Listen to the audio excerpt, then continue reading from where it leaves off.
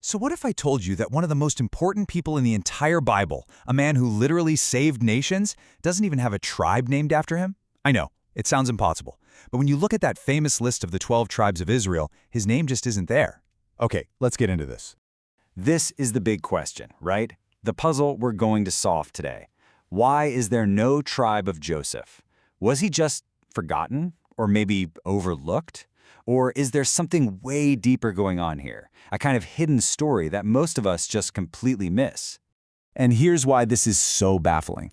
We're not talking about some minor character. Joseph rises from being a slave to becoming the governor of all of Egypt. He was second in command, right under Pharaoh himself. The guy had massive influence. And even more than that, he was the one who saved his own family.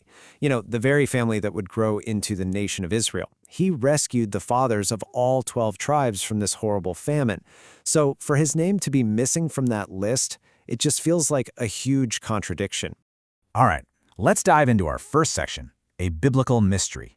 To figure this out, we've got to go all the way back to the beginning of Joseph's incredible and kind of tragic story.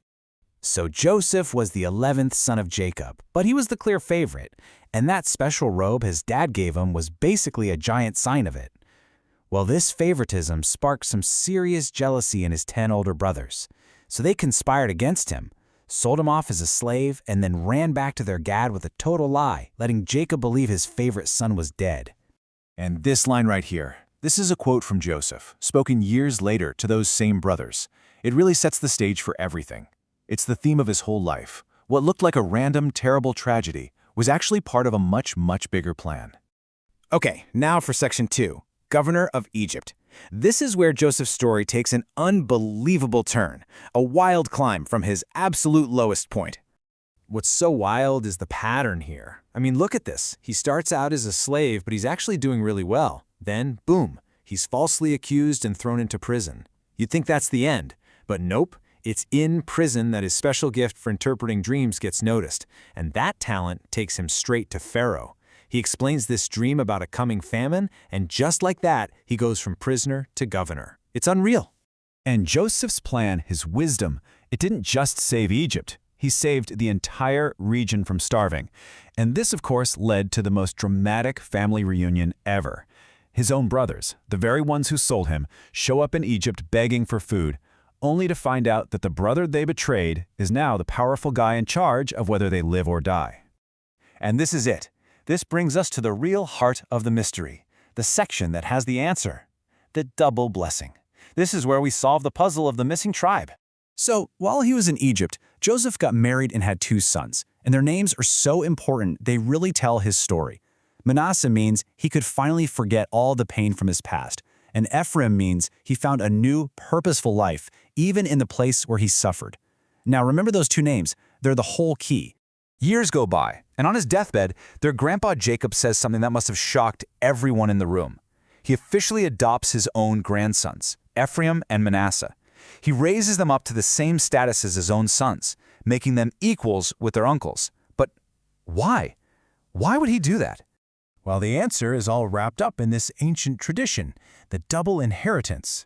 See, the firstborn son was supposed to get a double portion, an inheritance that was twice as big as what his brothers got. So the big question is, who was Jacob's firstborn?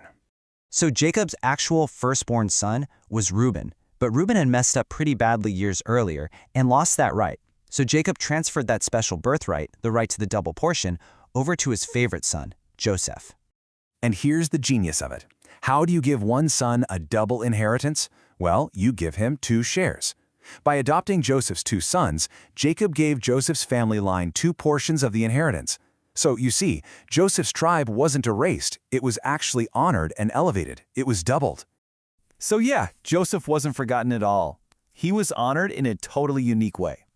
Let's wrap this up in our final section, a legacy times 2.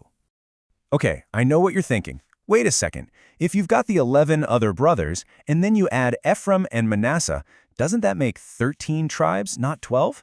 That's a great question, and there's a really clean answer. The math works out because of the tribe of Levi. You see, Levi and his descendants were set apart to be the priests for the whole nation, so they didn't get their own chunk of land like the other tribes. Their job was to serve God. So when you take Levi out of the landowning count and you add in Joseph's two sons, Ephraim and Manasseh, you land at exactly 12 landowning tribes. And there's one last little twist. When Jacob blessed the two boys, he actually crossed his hands, and he gave the greater blessing to Ephraim, the younger son, instead of Manasseh, the older one. He knew exactly what he was doing, and history showed he was right. The tribe of Ephraim became one of the most powerful and important in all of Israel. So what's the big takeaway from all this? It's more than just some clever biblical math. This brings us to our final section, the deeper message. Joseph's story is part of this amazing pattern you see all through the Bible. God consistently chooses the unexpected person. He bypasses human traditions of birth order and status. The younger gets chosen over the older, the overlooked gets picked over the obvious choice. It shows that God's plan is based on His own purpose and grace, not on our expectations. So, in the end, the answer to our mystery isn't 0 tribes. It's 2. Joseph wasn't forgotten at all. He was doubly honored. He received a legacy twice the size of any of his brothers, all through his 2 sons who became these great tribes themselves. And that kind of leaves us with a final thought to chew on. Joseph's story started with losing everything: his home, his freedom, his family.